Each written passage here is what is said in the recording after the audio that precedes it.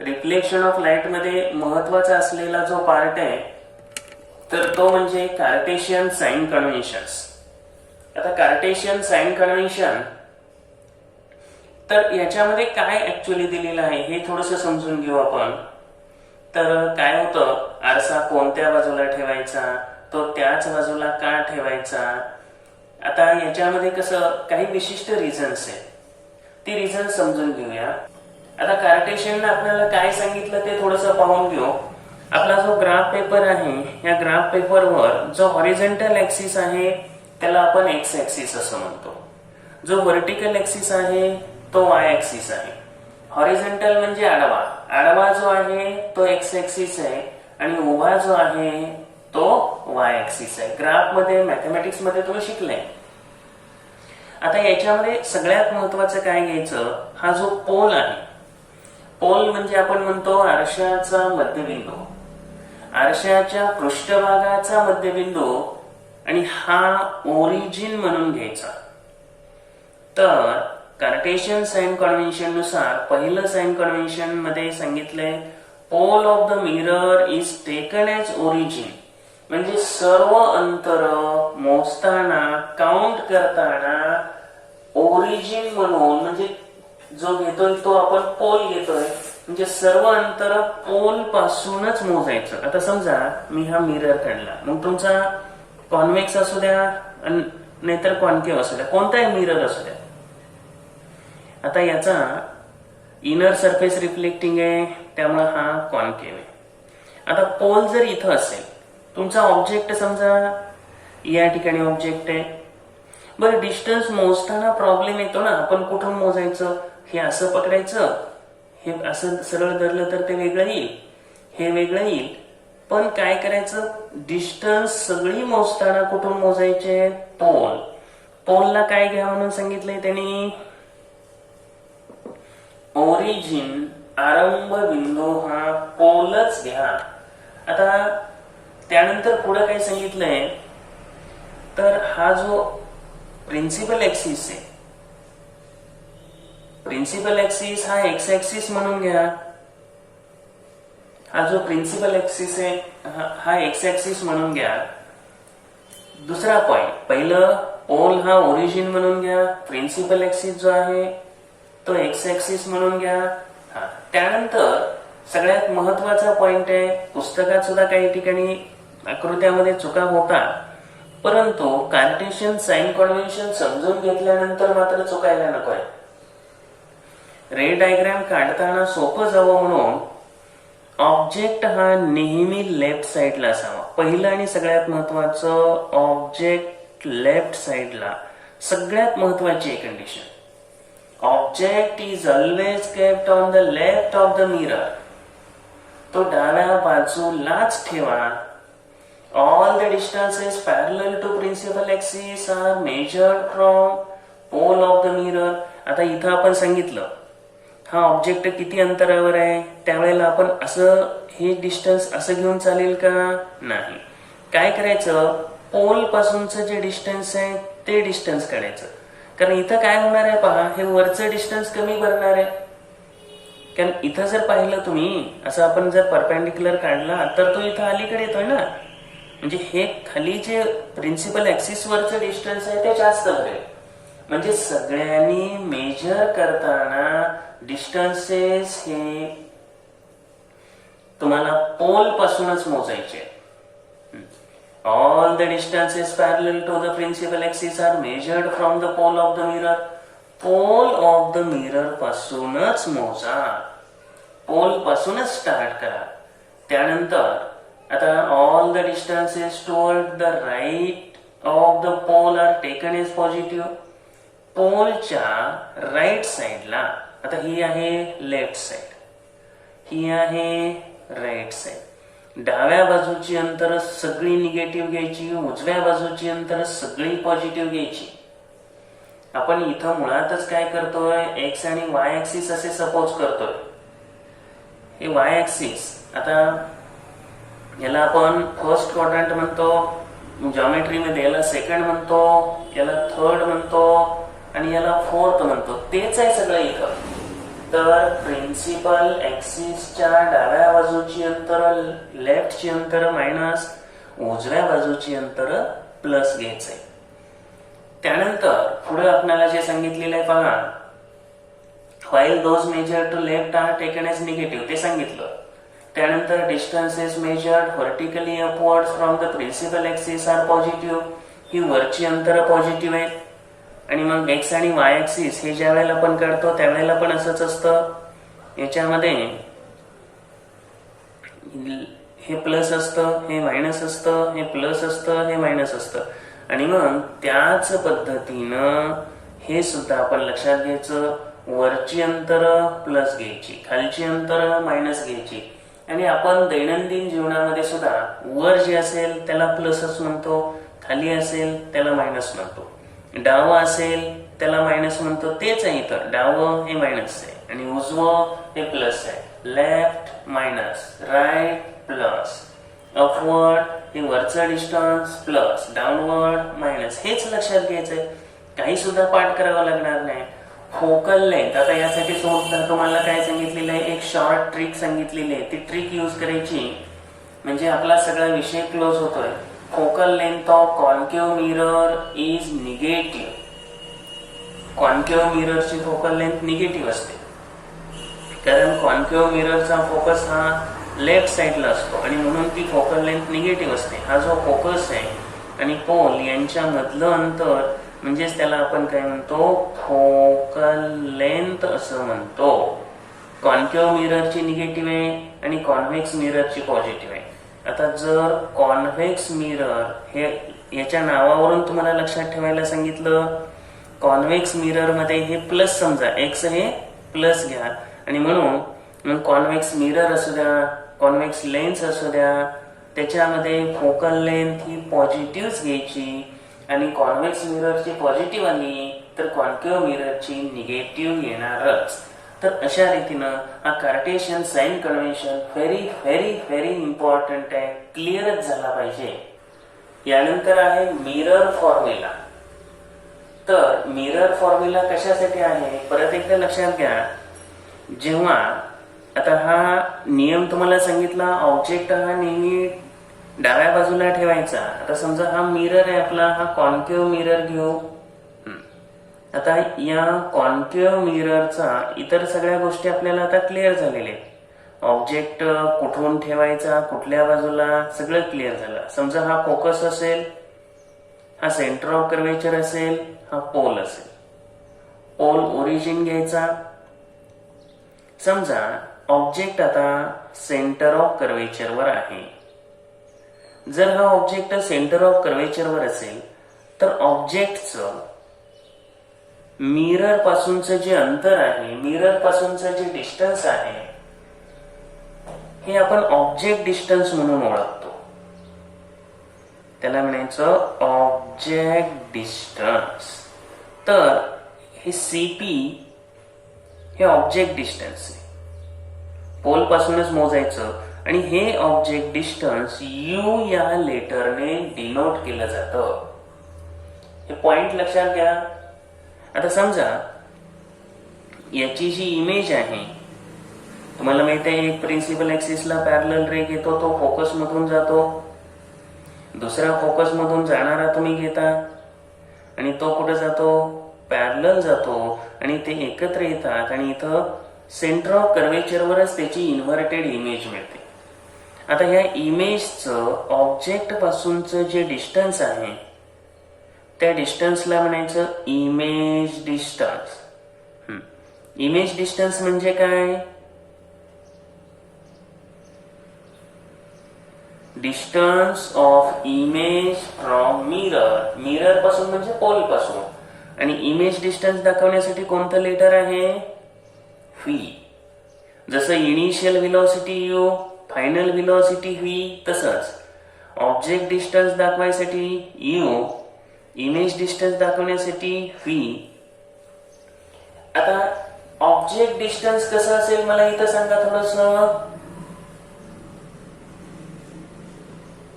Object distance उत्तर आलीच पाहिजेत.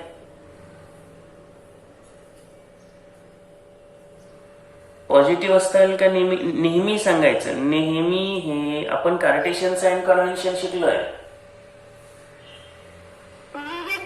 Always negative. पॉइंट नोट करून ठेवा. Object distance is always negative. Object distance कधीही निगेटिव्ह असणार. मग तुमचा कॉन्केव्ह मिरर असेल, कॉन्व्हेक्स मिरर असेल, मिररशी किंवा इतर ह्याच्याशी काही देणं घेणंच नाही. पहिला आणि महत्वाचा पॉइंट आहे object distance is always negative. काय रिझन आहे object distance negative असण्याला?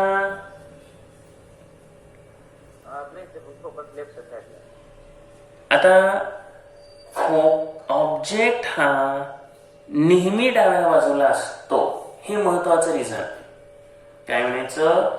Object is always kept as at left side and distances of left of mirror are. डाव्या बाजूची अंतर कशी असतात?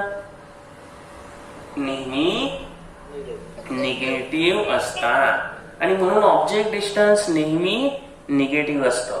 आता यामध्ये हे यू ऑब्जेक्ट डिस्टन्स आपण कोणत्या लेटरने दाखवतो? यू.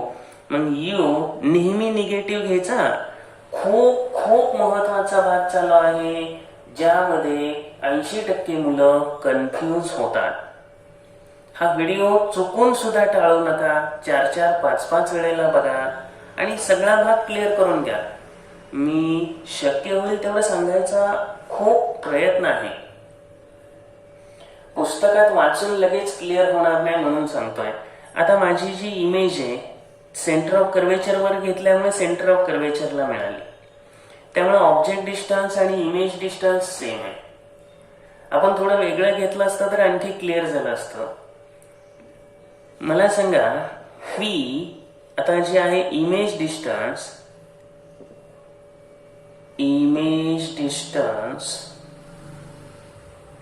सद्य स्थितीला कसं आहे? पॉझिटिव्ह आहे का निगेटिव्ह आहे? इमेज डिस्टन्स निगेटिव्ह आहे. हा, परंतु काही वेळेला कॉन्केव्ह मिररचा जर विचार केला तर ऑब्जेक्ट विदिन फोकल लेंथ असल्यावर इमेज कुठल्या साईडला तयार होते? राईट साईडला. हा, मग त्यावेळेला इमेज डिस्टन्स कसं असेल? हा बरोबर आहे. मग ऑब्जेक्ट डिस्टन्स हे नेहमी निगेटिव्ह असतं, परंतु इमेज डिस्टन्स मात्र निगेटिव्ह पण असू शकतं आणि पॉझिटिव्ह सुद्धा असू शकतं. पॉइंट नोट करून ठेवा. इमेज डिस्टन्स पॉझिटिव्ह पण असू शकतं, निगेटिव्ह पण असू शकतं. आता हे का सांगतोय? पुढे सगळं लागणार आहे. आता पॉझिटिव्ह इमेज डिस्टन्स कधी आहे हे पण सांगितलं.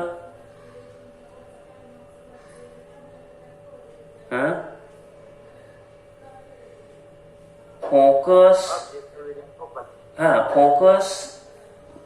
एफ आणि पोल पी यांच्यामध्ये ऑब्जेक्ट असेल तेव्हा, म्हणजे ऑब्जेक्ट विदिन फोकल लेंथ असतानाच. तेवढी एकच केस आहे आपल्या पुस्तकात, ती पहिली केस दिलेली. तेव्हाच फक्त इमेज डिस्टन्स पॉझिटिव्ह असेल. अदरवाईज कॉन्केव्ह मिररच्या बाबत बरं का, नाहीतर सगळं उलट सुलट व्हायचं. कॉन्केव्ह मिररच्या बाबत इमेज डिस्टन्स हे निगेटिव्ह असतं, पण कॉन्व्हेक्स मध्ये मात्र इमेज डिस्टन्स अबाउट कॉन्केव्ह आणि कॉन्व्हेक्स. मला सांगा कॉन्केव्ह आणि कॉन्व्हेक्स थोडस सांगत जायचं. कॉन्केव्ह आणि कॉन्व्हेक्स मध्ये पॉझिटिव्ह इमेज डिस्टन्स कॉन्केव्ह मध्ये असतं का? हो. कधी असते पोझिशन?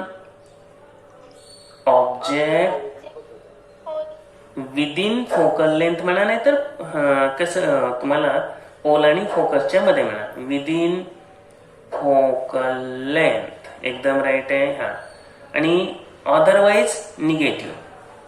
बरोबर, अदरवाईज निगेटिव्ह. आता कॉन्व्हेक्स मध्ये हे इमेज डिस्टन्स कसं असतं रे?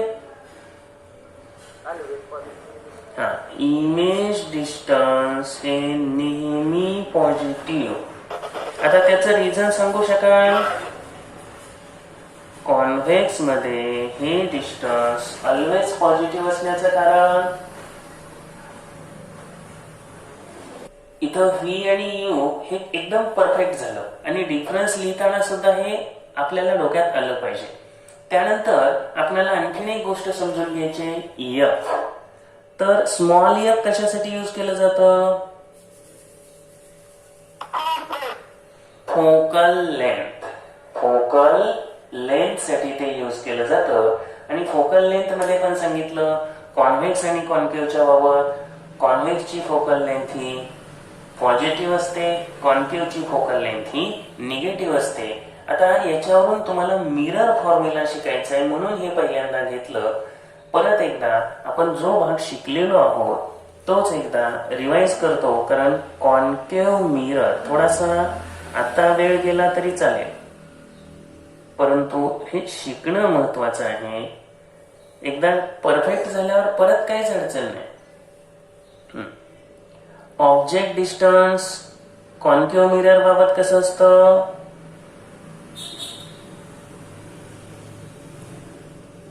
ऑब्जेक्ट डिस्टन्स निगेटिव्ह असतं. निगेटिव्ह, पॉझिटिव्ह निगेटिव्ह नाही. तुम्ही ऐकलं नाही नीट. Always negative. तुमचा मिररच्या टाईपवरच अवलंबून नाही ते. आणि कॉन्व्हेक्स मध्ये पण आता हे एकत्रित लिहिलं असतं तरी चाललं असतं. ऑब्जेक्ट डिस्टन्स म्हणजे ऑब्जेक्ट पासूनचं मिररचं अंतर. Always negative. मिररच्या टाईपशी काय देणं घेणं नाही. इमेज डिस्टन्स आता कॉन्केव्ह मध्ये, आता याच्यामध्ये पहिली जी पॉझिटिव्ह और निगेटिव्ह आपण थोडस पहिल्यांदा बघतोय, त्यामुळं पॉझिटिव्ह कधी असतं ते पण सांगा.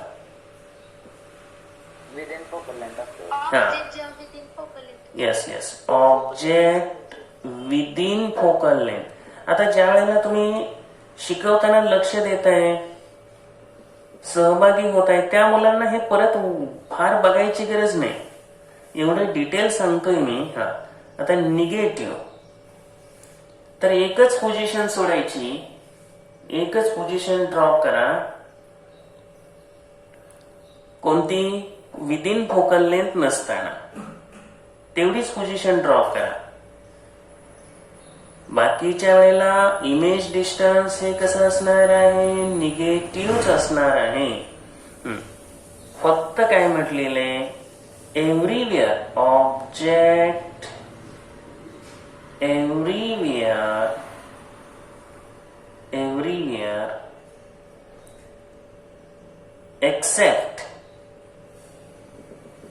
except between pole and focus. एवढं फक्त पोल आणि फोकसच्या मधलं डिस्टन्स सोडून इतर कुठेही जाऊ द्या, काही टेन्शन नाही. चला आता कॉन्व्हेक्सचं सोप आहे, त्यात काय पाठ करायची गरज नाही. बोला. Always positive. Image distance is always positive. आता एक्झामला रिझन सुद्धा येऊ शकतो, म्हणून सांगा की हे ऑलवेज पॉझिटिव्ह का असतं?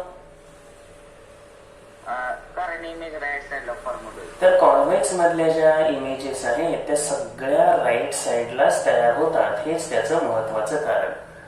आणखी बरेच साइन कॉन्व्हेन्शन शिकायचे आहेत. सध्या थोडासा भाग झालेला आहे.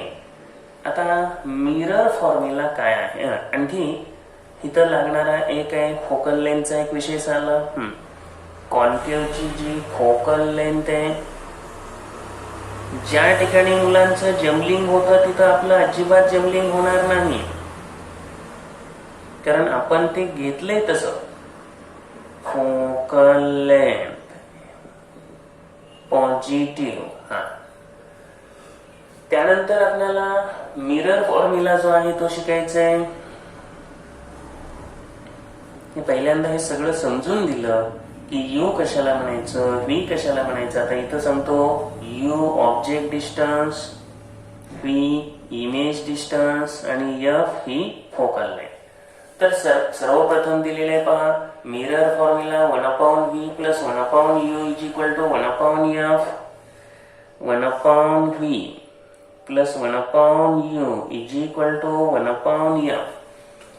या ठिकाणी कार्टेशियन साइन कन्व्हेन्शन नुसार हे सगळं लक्षात ठेवायचं आणि relationship between object distance, image distance आणि फोकल लेंथ यालाच म्हणायचं मिरर फॉर्म्युला. आणि हा सगळ्यासाठी व्हॅलिड आहे अंडर ऑल सर्कमस्टन्सेस, सर्व स्थितीमध्ये. कारण काय सांगितलं जातं, ऑब्जेक्ट कुठं ठेवलाय, 10 सेंटीमीटर, 5 सेंटीमीटर असं, त्यावेळेला हे साइन कन्व्हेन्शन खूपच महत्वाचं आहे. मिरर फॉर्म्युला पाठांतर करायला खूप सोपं आहे, पण लक्षात ठेवायला त्यातले काही साइन कन्व्हेन्शन समजून घ्यायला थोडासा जड जातो. आता याच बरोबर आणखी काही थोड्याशा महत्वाच्या गोष्टी घेतल्यानंतर आपल्याला मॅग्निफिकेशन वगैरे कळतं. आता ऑब्जेक्टची हाईट असते ती h1 न दाखवायची. कशाने सांगितलं, h1 न. इमेज हाईट प्रतिमेची उंची ही h2 न दाखवायची. आता ऑब्जेक्ट एक लक्षात ठेवायचं, आपण ही पहिली केस बघितलं, प्रिन्सिपल ऍक्सिसच्या वर ठेवला, मग प्रिन्सिपल ऍक्सिसच्या वरची अंतर कशी असतात, प्रिन्सिपल ऍक्सिसच्या वरची अंतर प्रिन्सिपल ऍक्सिस पॉझिटिव्ह, आणि त्यामुळं आता जी ऑब्जेक्ट हाईट आहे ज्याला आपण h1 म्हणतो, हे h1 कसं असेल रे बाळांनो, हा मोठा घोळ आहे बरं का. ऑब्जेक्ट डिस्टन्स निगेटिव्ह, परंतु ऑब्जेक्ट हाईट मात्र पॉझिटिव्ह आहे. काय म्हटलं, ऑब्जेक्ट हाईट मात्र पॉझिटिव्ह आहे. त्यानंतर नेहमीच आता हे ऑलवेज ऑब्जेक्ट हाईट पॉझिटिव्ह असेल. मिरर कुठला पण असू द्या, काही पण असू द्या, त्याच्याशी काहीच देणं घेणं नाही, कारण ऑब्जेक्ट हा प्रिन्सिपल ऍक्सिसच्या वर ठेवला जातो आणि म्हणून ऑब्जेक्टची हाईट पॉझिटिव्हच घ्यायची. नोट करून ठेवा. आता इमेज हाईट मात्र सांगता येत नाही. ती पॉझिटिव्ह कधी असेल, इमेज हाईट पॉझिटिव्ह कधी असेल आणि निगेटिव्ह कधी असेल,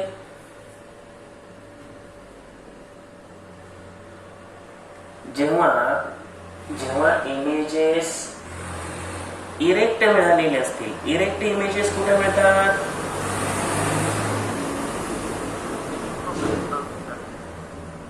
आता कॉन्केव्हच्या मध्ये विदिन फोकल लेंथ आलं, त्यावेळेला इमेज ही आरशाच्या पाठीमाग बिहाइंड द मिरर मिळतं.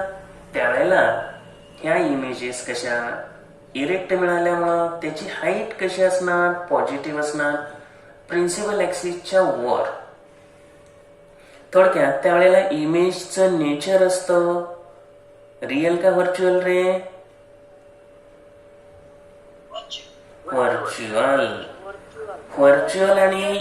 व्हर्च्युअल आणि इरेक्ट इमेज मिळाली की तेव्हा त्याची हाईट असते पॉझिटिव्ह. त्यानंतर निगेटिव्ह कधी असणार, आता इन्व्हर्टेड आणि रिअल मिळाल्यावर. इन्व्हर्टेड आणि रिअल ह्या ऑब्जेक्ट म्हणजे आरशाच्या डाव्या बाजूला मिळतात, त्यामुळे त्या प्रिन्सिपल ऍक्सिसच्या खाली असतात का वर असतात, खाली असतात. आणि म्हणून इमेज हाईट ही त्यावेळेला निगेटिव्ह असते. जेव्हा इमेज इन्व्हर्टेड मिळतात, उलट्या मिळतात, रिअल मिळतात, तेव्हा त्यावेळेला इमेज हाईट ही निगेटिव्ह असते. तर h1 आणि h2 हे लक्षात आलं. आणि त्याच्यावरून तुम्हाला शिकायचं आहे ते म्हणजे मॅग्निफिकेशन. मॅग्निफिकेशन म्हणजे तो ऑब्जेक्ट किती पटीने मोठा होतो त्यालाच म्हणायचं.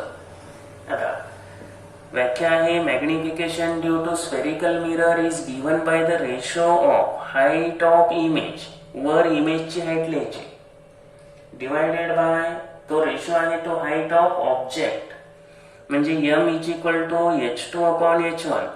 मॅग्निफिकेशन म्हणजे how much object is bigger, image is obtained bigger, हे इथं शोधता येतं. हाईट ऑफ इमेज आणि हाईट ऑफ ऑब्जेक्टचा रेशो असतो, पण वर इमेजच लिहायची, खाली ऑब्जेक्टची हाईट लिहायची. आता हेच तुम्हाला m is equal to h2 upon h1, image height upon object height, त्याचबरोबर minus V upon U. V काय आहे?